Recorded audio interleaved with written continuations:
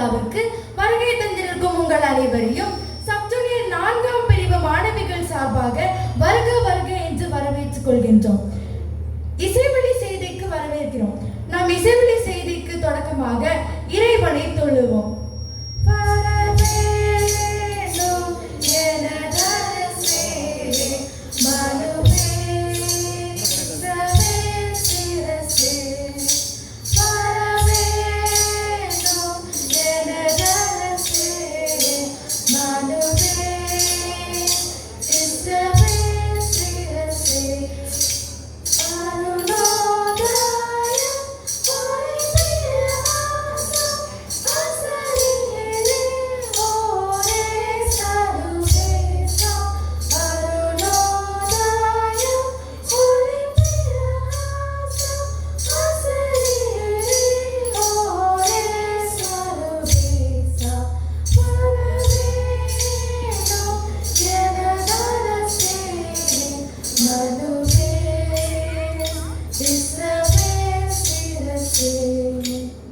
இங்கே அமர்ந்திருக்கும் போதர்களே, ஊழியர்களே, பெற்றோரே, ஆன்றோரே, சான்றோரே, சின்னஞ்சிறாரே, உங்கள் அனைவரையும் கதாகால பிரசங்கத்தின் மூலம் வந்தனம் வந்தனம் வந்தனம் என்று கூறி வரவேற்றுக் கொள்கிறோம்.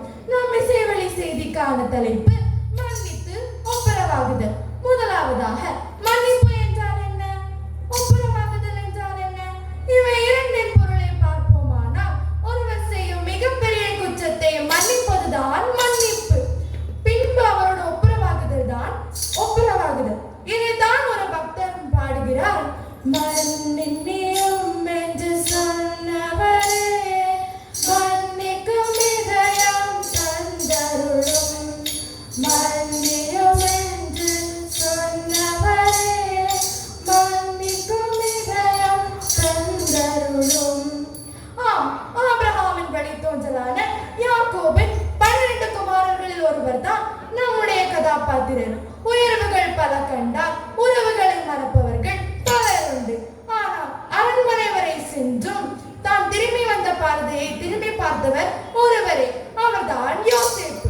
யோசேப்பு என்றால் வளரட்டும், சேர்க்கட்டும், பெருக்கட்டும் என்பது பொருள். தகப்பன் யாக்கோபால் அன்பு பாராட்டப்பட்டவர் யோசேப்பு. ஆனால் அந்த அன்பே அவருடைய சகோதரர்களின் பகைக்கும் காரணமானது. யோசேப்பிற்குள் இருந்த தனித்திறமையும் கனவுகளும் அவருடைய சகோதரரின் பொறாமையை அதிகரித்தது. இதை எப்படி தெரியுமா?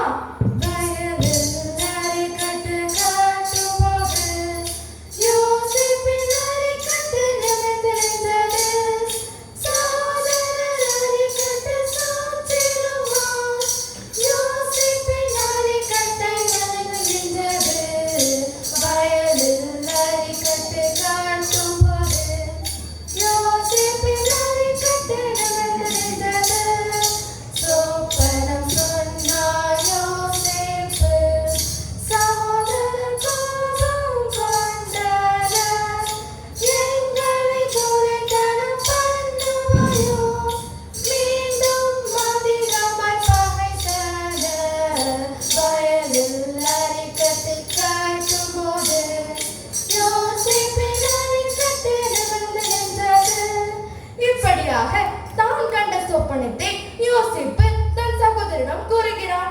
ஆனால் அவருடைய சகோதரன் உள்ளங்கள் எப்படி இருந்தது தெரியுமா? சகோதரர் உள்ளம் எரிமலை போல் வெடித்து சிதறி போனது. காற்றின் ஓரத்தால் அடிக்கும் கடலின் அலையைப் போலவும் யோசேப்பின் சகோதரர்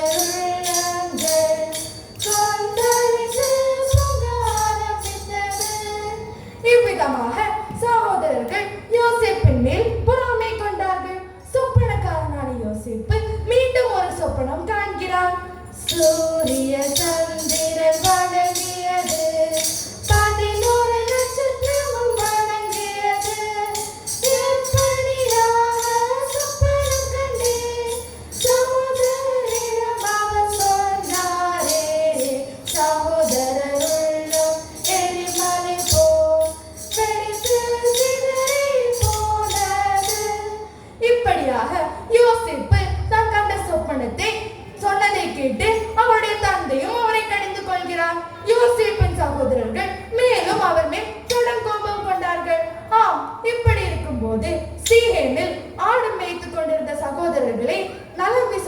வந்த யோசேப்பு வெறும் 20 வெள்ளிக்காசுக்கு இஸ்மவேலர்களிடம் அடிமையாக விற்கப்பட்டார்.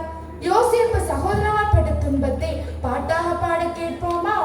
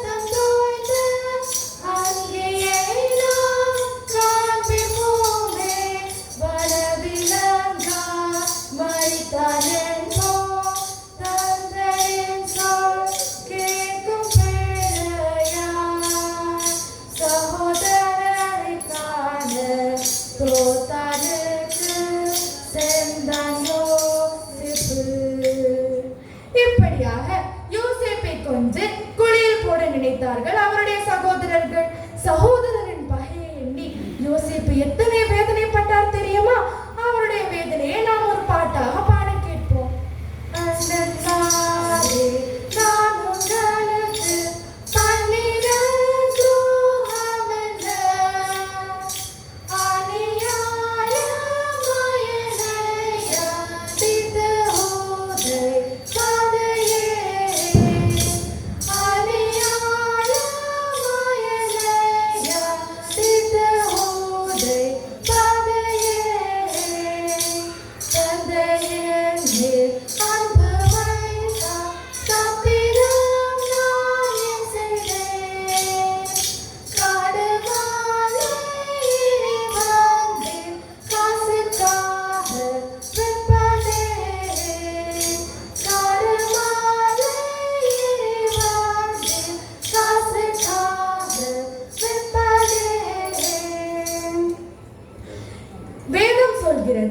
மனிதனுடைய சிந்தனைகள் வீணென்று.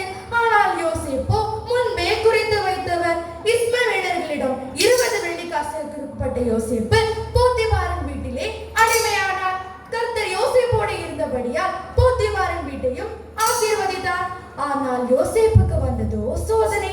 அவருடைய உண்மை வாழ்வு சோதிக்கப்பட்டு சிறையில் அடைக்கப்பட்டு சிறுமை அடைந்து இறைத்திட்டம் செயல்பட உயர்த்தப்பட்டவர் தான் யோசேப்பு.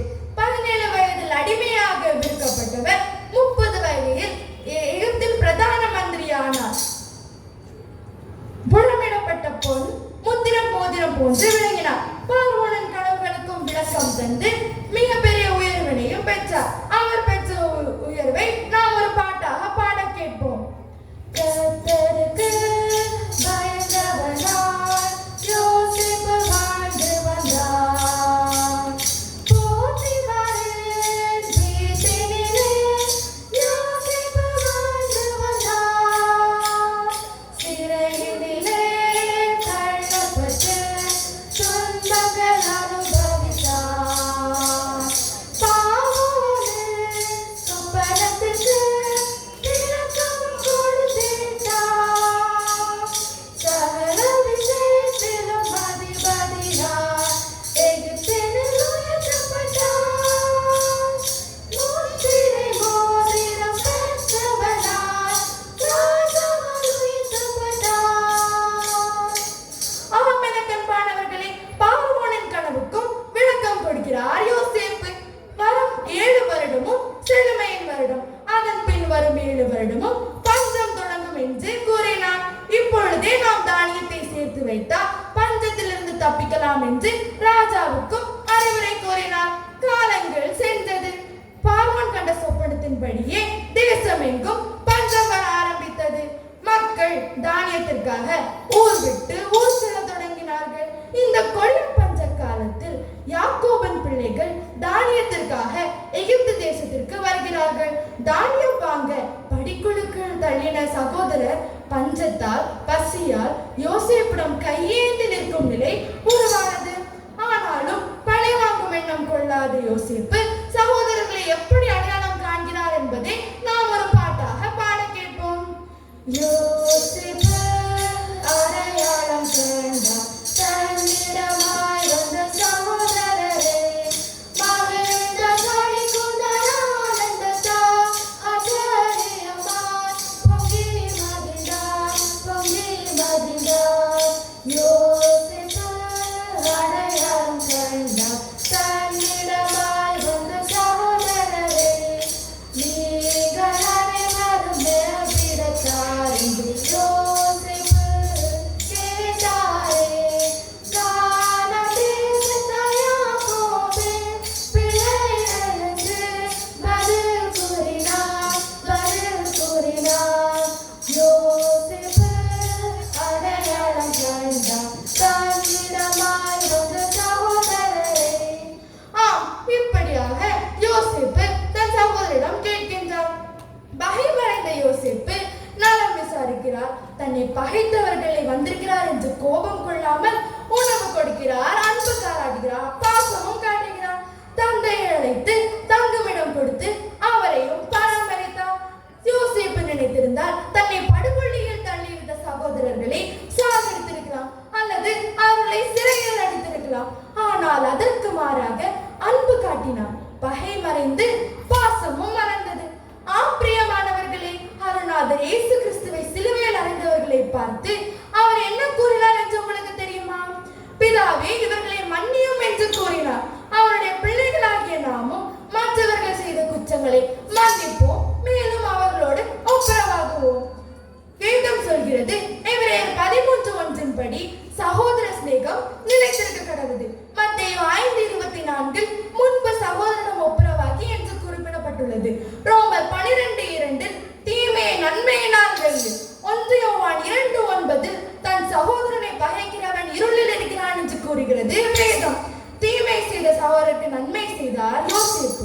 தீமைக்கு தீமை வேண்டாம், தீமை செய்வோருக்கு நன்மை செய்வோம். தீமையை நன்மையாய் கண்ட யோசேப்பு போன்று பிறர் குற்றங்களை மன்னித்து அவர்களோட ஒப்புரவாகுவோம். இதனால் குடும்பத்திலும் மகிழ்ச்சி உண்டாகும், குடும்ப உறவுகளும் உறுதிப்படும். அன்பானவர்களே, நம் அருணாதர் இயேசு கிறிஸ்து கூட மனிதர் செய்கின்ற ஒவ்வொரு பாவங்களையும் மன்னித்து சிலுவை மரணத்தின் மூலம் நம்மோடு ஒப்புரவாகுகிறார். அதே போன்று நாமும் நமக்கு குற்றங்கள் செய்கிற மற்றவர்களை மன்னித்து அவர்களோடு ஒப்புரவாக வேண்டும். இயேசுவனுடைய சிலுவை மரணத்தினால்தான் நாம் ஒவ்வொரு நாளும் ஜீவனோடும் சுகத்தோடும் பலத்தோடும் வாழ்ந்து வருகிறோம். எனவே நாம் வாழ்கின்ற கொஞ்ச காலத்தையும் நமக்கு தவறு செய்தவர்களை மன்னித்து ஒப்புரவாகும். இப்படி செய்வதன் மூலம் நம் இறையரசை சொந்தமாக்கலாம் என்று கூறி எங்கள் இசைவழி செய்தியை நிறைவு செய்கின்றோம். ஜெயமங்கலம், ஆதி சிறிய நாதனுக்கு சுபமங்கலம். சுநாதனுக்கு ஜெயமங்கலம், ஆதி சிறிய நாதனுக்கு சுபமங்கலம். பாரேர நீதனுக்கு பரம பிரசாதம், பாரேர நீதனுக்கு பரம பிரசாதம். நித்திய போதலுக்கு நித்திய சங்கீதனுக்கு நேரேற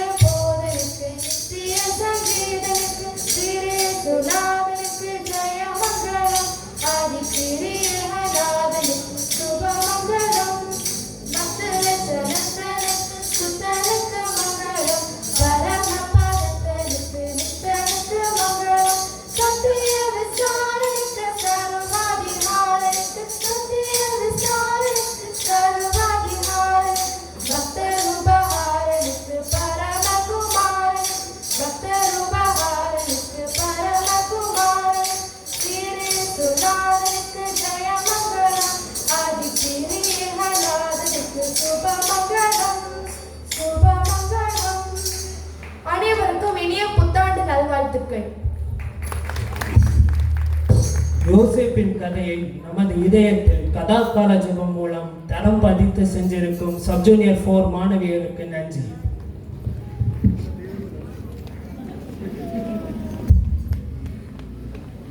Now